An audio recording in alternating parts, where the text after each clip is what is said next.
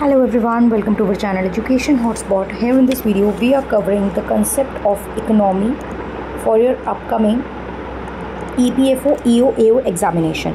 तो यहाँ पे हम लोग इकोनॉमी के बेसिक्स की बात करेंगे. तो फर्स्ट ऑफ ऑल अगर अपने सब्जेक्ट हम लोग इकोनॉमिक्स की बात करें तो क्वेश्चन राइज होता है what is the meaning of economics, right.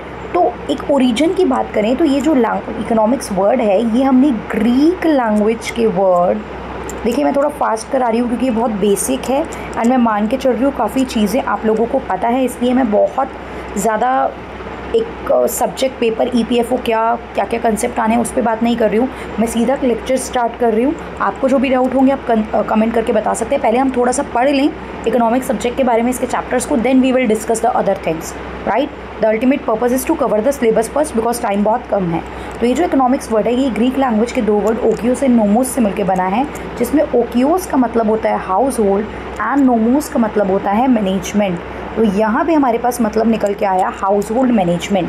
House hold management में मतलब क्या होता है, for example you have certain amount of money, तो आप एक बजट सेट करोगे अपने हाउस होल्ड का कि आपको कितना एक्सपेंडिचर किस किस जगह पे करना है. फॉर एग्जांपल आप राशन के लिए कितना स्पेंड करोगे, रेंट कितना दोगे, बच्चे हैं तो एजुकेशनल फ़ीस पे कितना खर्च करोगे. तो ऑल दीज थिंग आप अपना घर किस तरीके से चलाओगे, ये कंसेप्ट यहाँ पे इकोनॉमिक्स में आता है. और हम सिर्फ इकोनॉमिक्स को एक अपनी फैमिली के सेंस में नहीं पढ़ेंगे, हम इसे ब्रॉडर सेंस में पढ़ते हैं, राइट. हम इसे ब्रॉडर सेंस में पढ़ते हैं. तो हम यहाँ पे देखेंगे कि इकोनॉमिक्स में हम बात करते हैं कि हम किस तरीके से एलोकेट करेंगे रिसोर्सेस को. आपके जितने भी रिसोर्सेस हैं आप उनको किस तरीके से एलोकेट करोगे. देखिए रिसोर्सेज को एलोकेट क्यों करना पड़ रहा है और वो प्रॉब्लम कब आती है, जब आपके पास चीज़ कम है तभी डिस्ट्रीब्यूशन यानी एलोकेशन इज़ डिस्ट्रीब्यूशन का प्रॉब्लम आता है. अदरवाइज़ अगर चीज़ें जितने लोग हैं उतनी ही चीज़ें हैं तो आप इक्वली डिस्ट्रीब्यूट कर दोगे, राइट. बट लोग बहुत ज़्यादा हैं और उनके यूज़ करने के रिसोर्सेज, चाहे वो लैंड हो, मनी हो, एम्प्लॉयमेंट हो, कुछ भी हो, वो बहुत कम है. इसी चीज़ की स्टडी हम लोग इकोनॉमिक्स में करते हैं. तो यहाँ पे हमने देखा कि रिसोर्स कम है तो स्कैर्सिटी ऑफ रिसोर्सेज एक सिचुएशन है जिसको अभी हम आगे देखेंगे कि व्हेन इट हैपन्स. बट अभी के लिए हम देखेंगे कि in economics what we usually do, हम करते हैं डिस्ट्रीब्यूशन और एलोकेशन ऑफ स्कैर रिसोर्सेज. किस तरीके से बांटोगे कि आपकी इकोनॉमी में सब लोग खुश रहें. तो हम डिवाइड करते हैं हमारी इकोनॉमी में, कुछ होते हैं कंज्यूमर, कुछ होते हैं प्रोड्यूसर एंड रेस्ट हम कह देंगे अदर्स. कंज्यूमर जब भी कोई चीज़ कंज्यूम करते हैं, for example I am purchasing something और मैंने उसको यूज़ करा, तो मैं क्यों कर रही हूँ, ज़रूरत है, और उससे हम क्या डिराइव करते हैं, कंज्यूमर को उस प्रोडक्ट से कंज्यूम करने से मिलती है सेटिस्फेक्शन. बी इट आप क्लोथ ले रहे हो, बी इट आप कोई खाने की चीज़ ले रहे हो, व्हाट्सोएवर आप एक सेटिस्फेक्शन की बात करते हो कि हाँ मैंने जितना पैसा दिया उतना मुझे उसके बदले में रिटर्न मिल गया है. प्रोड्यूसर कोई चीज़ बना के सेल आउट कर रहा है तो वो करता है for the motive of earning profit. उसको चाहिए कि उस चीज़ से उसे प्रॉफिट हो. तो इकोनॉमिक्स में हम लोग क्या करते हैं, एलोकेशन और distribution of scarce resources in such a way, इस तरीके से आप बांट रहे हो that consumer will get maximum satisfaction, producer will get maximum profit and other society will get its welfare. बाकी सोसाइटी को ना कंज्यूमर से मतलब ना प्रोड्यूसर से मतलब, they what they want is their profit, कि हमारा नुकसान नहीं होना चाहिए आपके प्रॉफिट एंड ऑल के चक्कर में. तो this is what economics is all about. और मेजरली बोला जाए तो economics is about the allocation of scarce resources, right. अब इकोनॉमिक्स की बात करें तो हम यहाँ पे फादर ऑफ इकोनॉमिक्स कैटेगराइज करते हैं. फादर ऑफ इकोनॉमिक्स कैटेगराइज करते हैं हम एक पर्सन को, that the name is Adam Smith. Modern economics की बात एडम स्मिथ ने करनी स्टार्ट की थी, इसीलिए हम इनको क्या बोलते हैं, फादर ऑफ इकोनॉमिक्स बोलते हैं. अपनी 1776 में एक बुक वेल्थ ऑफ नेशन में ये मॉडर्न इकोनॉमिक्स के कंसेप्ट पे जिक्र करते थे, जिसमें ये डिमांड एंड सप्लाई पे फोकस करते हैं. तो यहाँ से कुछ क्वेश्चन हमारे आप देख रहे हो अराइज हो रहे हैं. फादर ऑफ इकोनॉमिक्स कौन है, Adam Smith. Book wealth of nation किसने लिखी है, एडम स्मिथ ने लिखी है. एडम स्मिथ ने डिमांड एंड सप्लाई पे फोकस करा and he called demand and supply as the invisible hand of market. देखिए मैंने बोला था कि हम लोग ओनली आईएएस को रेफ़र करेंगे मैगजीन को उड़ान की, बट यहाँ पे हम लोग अभी बेसिक डिस्कस कर रहे हैं, इसलिए मैं अपने पार्ट पे आप लोगों को कुछ चीज़ें समझा रही हूँ। एंड देन आफ्टर वो पीडीएफ मैं शेयर कर दूँगी, आप उसको रेफ़र कर सकते हैं, आप उसको कम्प्लीटली रीड करें, पढ़ें, वहाँ से कवर करें चीज़ों को, राइट। क्योंकि मैं उस बुक के सीक्वेंस में नहीं चलूँगी, बिकॉज उसके सीक्वेंस में चलने से टाइम बहुत लगेगा सब कुछ कवर करने में, plus not all the chapters are important from EPFO perspective. EPFO perspective से उसके सारे चैप्टर इंपॉर्टेंट नहीं हैं, और ईपीएफओ में there is no mains examination, तो आपको सब्जेक्टिवली चीज़ों को नहीं देखना है कि इसमें हम कितना पेज लिखेंगे, इसका इंट्रो कैसे बनाएंगे, body conclusion. We need only, मतलब हमें क्या चाहिए, हमें सिर्फ कंसेप्ट कवर करना है, समझना है, कुछ चीज़ें याद करनी है, और फिर अल्टीमेटली एमसीक्यू प्रैक्टिस करनी है। That is the thing that we need to do, right. तो डिमांड एंड सप्लाई को हम लोग इनविजिबल हैंड ऑफ मार्केट बोलते हैं, अगर पूछा जाए तो demand and supply known as invisible hand of market. इसके अलावा there is a book that is Arthashastra. Economics को हिंदी में अर्थशास्त्र बोलते हैं, और अर्थशास्त्र नाम से एक किताब भी है। अगर आपसे पूछा जाए who is the author of अर्थशास्त्र, तो अर्थशास्त्र के जो ऑथर हैं वो हैं कौटिल्य, और you can say Chanakya. Kautilya जो थे वो किसके टाइम से बिलोंग करते हैं, अगर आप लोगों से पूछा जाए, हमको पता होना चाहिए। तो ये मौर्यन एम्पायर के टाइम पे, यानी चंद्रगुप्त मौर्य के एम्पायर पे टाइम पे एग्जिस्ट करते थे। तो क्या इन्होंने अपनी बुक अर्थशास्त्र में डिमांड एंड सप्लाई इन सब चीज़ों की बात करी है? No, he did not discuss the concept of the modern economy, but he focused on the political economy aspect. वो इकोनॉमी को पॉलिटी से लिंक करके उन्होंने अपनी बुक में एक्सप्लेन करा है। फॉर एग्जांपल, एक राजा की क्या क्या ड्यूटी होती है, राजा किस तरीके से फंड को एलोकेट करेगा, डिस्ट्रीब्यूट करेगा, क्या क्या ड्यूटीज़ असाइन करेगा। So all these concept are discussed in the book Arthashastra which is written by Kautilya. आप देख रहे हो कितनी पुरानी बुक है ये, राइट। सो यहाँ पे हमने पढ़ा इकोनॉमिक्स। फिर हमारे पास एक टर्म आया था scarcity of resources. So scarcity of resources is the, एक तरीके से हम देखें, ये एक ऐसी सिचुएशन है व्हेन डिमांड एक्सीड सप्लाई। जब डिमांड सप्लाई से ज़्यादा हो जाती है, then this situation is known as scarcity. देखिए, कब हम कहेंगे कि रिसोर्सेज की कमी है? फॉर एग्जांपल, आप 2 चपाती कंज्यूम करते हैं, आपको 2 चपाती मिल रही हैं, तो स्कैर्सिटी नहीं है। आप 2 चपाती जो है कंज्यूम करते हैं और आपको सिर्फ हाफ चपाती मिल रही है, देन वी से कि रिसोर्सेज की कमी है। मेरी डिमांड है 2 रोटी की और मुझे सिर्फ आधी रोटी मिल रही है, तो यहाँ पे स्कैर्सिटी है। मतलब जब एक पर्सन डिमांड बहुत ज़्यादा करता है और उतनी सप्लाई नहीं हो पाती है, तो that is the concept of scarcity of resources. Done? Okay, let's proceed further. Then we have economics की मेजर 2 ब्रांचेज होती हैं, one is micro and another is macro. Economics की 2 ब्रांचेज हैं, माइक्रो एंड मैक्रो। माइक्रो भी Greek language के एक word से लिया गया है, जिसकी स्पेलिंग में बस सी की जगह के है, और यहाँ पे स्पेलिंग में सी की जगह के है, राइट। तो माइक्रो का मतलब होता है स्मॉल एंड मैक्रो का मतलब है लार्ज। तो इकोनॉमिक एस्पेक्ट पे इसको मैं कैसे अप्लाई करूं? तो जब हम अपनी इकोनॉमी की स्टडी इंडिविजुअल लेवल पे करते हैं, इंडिविजुअल लेवल मतलब कि एक कंज्यूमर कितनी डिमांड कर रहा है, एक प्रोड्यूसर कितनी सप्लाई कर रहा है, या एक पर्टिकुलर फैक्ट्री या यूनिट कितना सप्लाई कर रही है, एक पर्सन कितना अर्न कर रहा है, पर कैपिटा इनकम, एक पर्सन की इनकम, ये सारे एस्पेक्ट जो है वो माइक्रो इकोनॉमिक्स का पार्ट हो जाते हैं। वहीं मैक्रो इकोनॉमिक्स की बात करें तो ये नेशन एज अ होल की बात करता है। नेशन एज अ होल की बात करता है मींस सारे कंज्यूमर मिल के कितनी डिमांड कर रहे हैं, एग्रीगेट डिमांड, सारे प्रोड्यूसर मिल के कितनी सप्लाई कर रहे हैं, एग्रीगेट सप्लाई, पूरे नेशन की इनकम क्या है, that is national income. So this is the concept of macro economics. जब हम माइक्रो लेवल पे स्टडी करते हैं तो हम प्राइस को एक बेस लेते हैं, मतलब हम ये देखते हैं कि प्राइस के चेंज से, प्राइस के इंक्रीज़ और डिक्रीज़ से डिमांड पे क्या इम्पैक्ट पड़ रहा है, प्राइस के इंक्रीज़ एंड डिक्रीज़ से सप्लाई पे क्या इम्पैक्ट पड़ रहा है, जिसे हम law of demand and law of supply कहते हैं। Whereas when we talk about the macro economics, तो हम इनकम को बेस लेते हैं कि आपके इनकम लेवल में चेंज आने की वजह से चीज़ों में क्या चेंज आ रहा है। ये जब चैप्टर टॉपिक पढ़ेंगे तो आप डिटेल में इन चीज़ों को समझते हैं, बट अभी के लिए हमने डिफ्रेंशिएट करा कि what is micro and macro economics. So microeconomics is that branch of economics which study about the individual units, that is demand, supply of per capita income, whereas macroeconomics is that branch of economics that study economy as a whole. Example, aggregate demand, aggregate supply or national income. In microeconomics we use price as the basic factor, and in macroeconomics we use income as a basic factor. Done? सो यहाँ पे अभी हमने क्या देखा, economics का meaning देखा, economics के father जो है वो कौन है, किसका इम्पॉर्टेंट रोल है, एडम स्मिथ का, ये हमने देखा।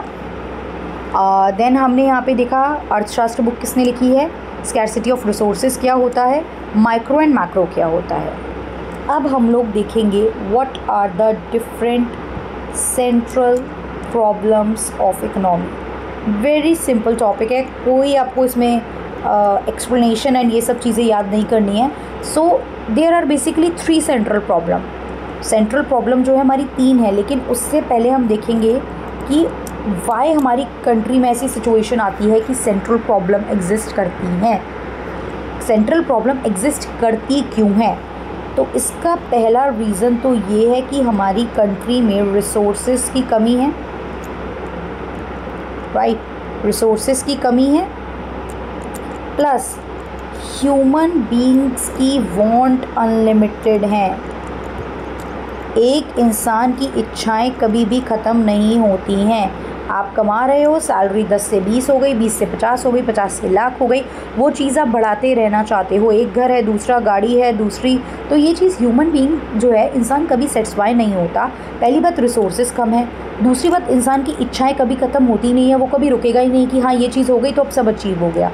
उसके बाद कि जो आपके रिसोर्स कम हैं उनके भी ऑल्टरनेटिव यूजेस होते हैं। For example, I have a piece of land, तो इस लैंड के मल्टीपल चीज़ों के लिए मैं मल्टीपल वे में मैं यूज़ कर सकती हूँ। मैं एग्रीकल्चर कर सकती हूँ, मैं इसको रेंट आउट कर सकती हूँ, मैं यहाँ पे इंडस्ट्री ओपन कर सकती हूँ, प्लस एग्रीकल्चर में ही आप यहाँ पे अलग अलग क्रॉप की जो है वो खेती कर सकते हो।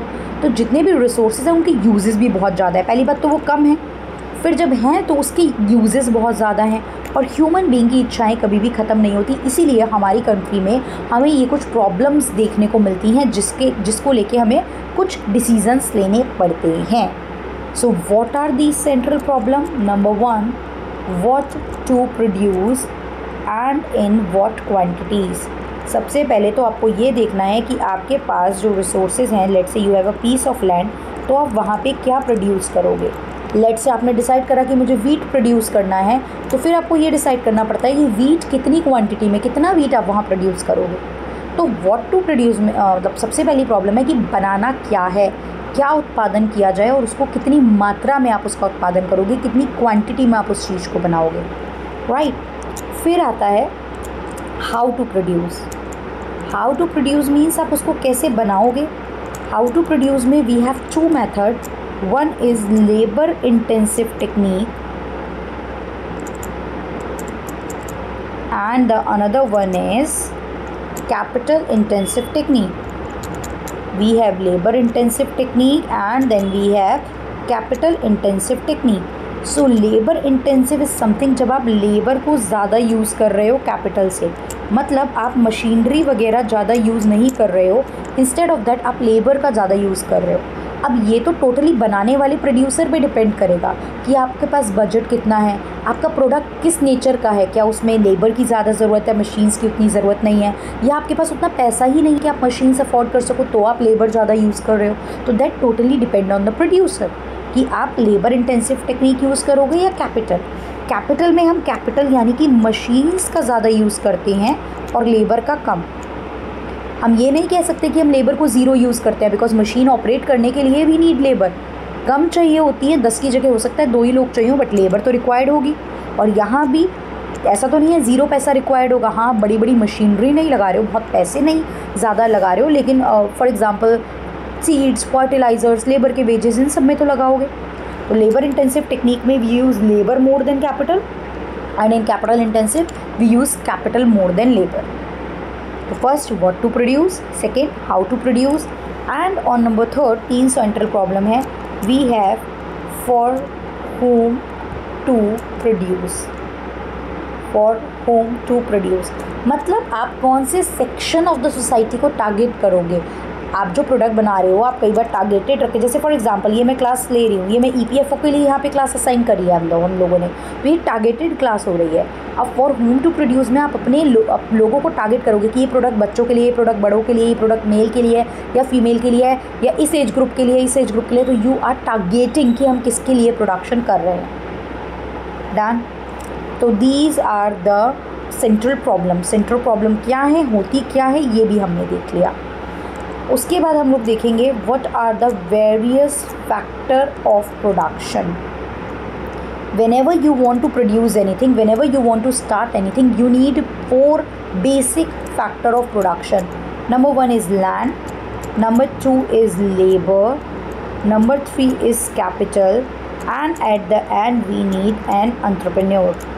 Right? entrepreneur अलग अलग तरीके से we can pronounce this. ये 4 यहाँ पे हमें फैक्टर चाहिए होते हैं. लेट से मुझे एक इंडस्ट्री स्टार्ट करनी है, आपको एक ज़मीन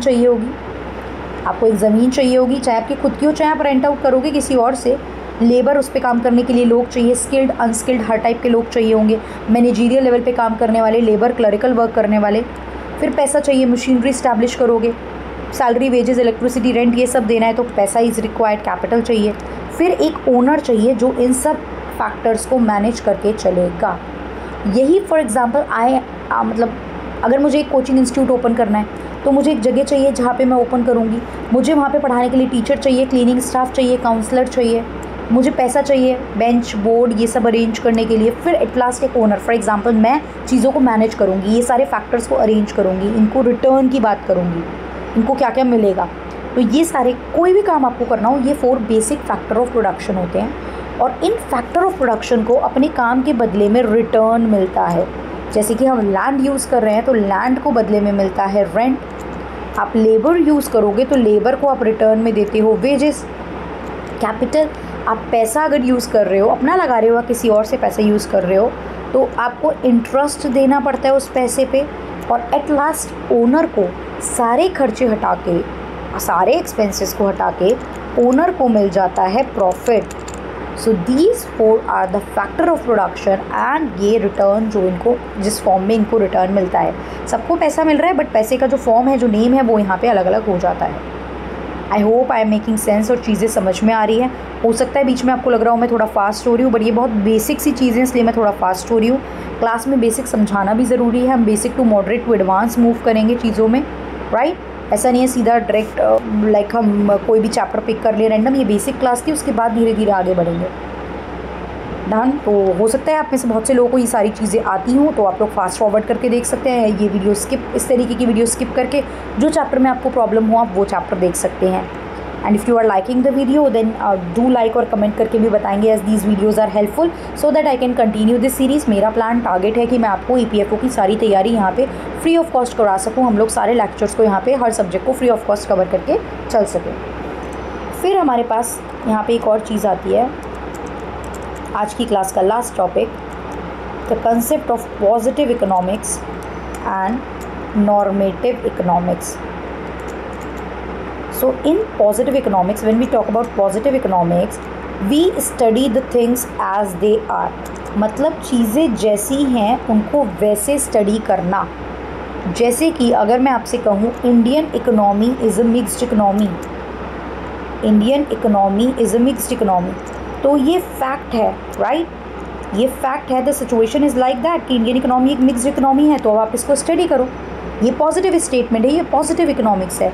लेकिन नॉर्मेटिव इकोनॉमिक में हम बात करते हैं एज दे शुड बी, कि चीज़ों को कैसा होना चाहिए, एज दे शुड बी और ऑट टू बी. राइट? तो जब ऐसा कुछ लिखा हो इट मीन्स वो नॉर्मेटिव इकोनॉमिक्स है. जैसे कि इन इंडिया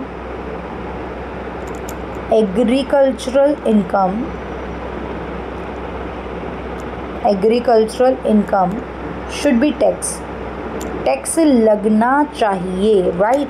शुड भी आपने लगा दिया कि ऐसी सिचुएशन होनी चाहिए, तो वो है नॉर्मेटिव इकोनॉमिक्स। मतलब आप जैसा चाहते हो चीज़ें जैसी हों।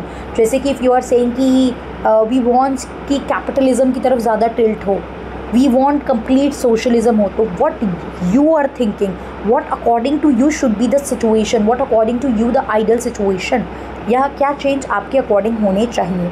सो चीज़ जैसी हैं उन्हें वैसे देखिए। मैं बहुत डिटेल में कहानी नहीं बता रही हूँ 10-10 पेजेस की, मैं बहुत शॉर्ट और प्रिसाइज वे में बता रही हूँ ताकि आपको बस टॉपिक समझ में आ जाए, आपके माइंड में ये पॉइंट रह जाए। Because the ultimate purpose is to solve the MCQ। इस एग्ज़ाम में सिर्फ MCQ बेस ही आना है पेपर, कोई मेंस नहीं देना है। और वी हैव ओनली 4 मंथ, जिसमें से आपको भी पता है कट कटा के सब टाइम जो आइडियल निकालोगे वो बहुत कम रह जाता है। और बहुत सारे सब्जेक्ट है, सिर्फ इकोनॉमिक्स एक सब्जेक्ट नहीं है, बहुत सारे नए सब्जेक्ट भी हैं, IR, labour law, social security, auditing, accounting. तो हमें थोड़ा वाइजली और स्मार्ट स्टडी के साथ चीज़ों को पढ़ना होगा कि हम पढ़ भी लें और बल्क में MCQ प्रैक्टिस करके जा सकें एग्ज़ाम में, ताकि हम ज़्यादा से ज़्यादा क्वेश्चन जो है वो ठीक कर सकें। Done. So this is the concept of positive normative economics. आज की क्लास में हमने इकोनॉमिक्स का बेसिक कवर कर लिया है। अगली क्लास में हम लोग इकोनॉमी पे बात करेंगे, what is economy and what are the different type of economy, that is capitalism, socialism and mixed economy. That would be our second class. And third class में we will either start with the chapter money से हम लोग start करेंगे। Most probably we will cover the money chapter, money banking को लेके फिर हम आगे प्रोसीड करेंगे। Okay, so yeah that's all. I hope चीज़ें क्लियर हो रही हैं। एंड अगर कोई भी कन्फ्यूज़न, कोई भी डाउट है, if you want to change anything in the study, in the pattern, in the level of teaching, so you can let me know in the comment box. इसी तरीके से हम आगे के सारे चैप्टर कवर करेंगे। कुछ चैप्टर मैं इस तरीके से आपको समझाऊंगी और कुछ चैप्टर के लिए हम सीधी आपकी जो PDF है उड़ान मैगजीन की वो रेफ़र करेंगे। So yeah that's all. Thank you everyone. See you in the next video with the next topic.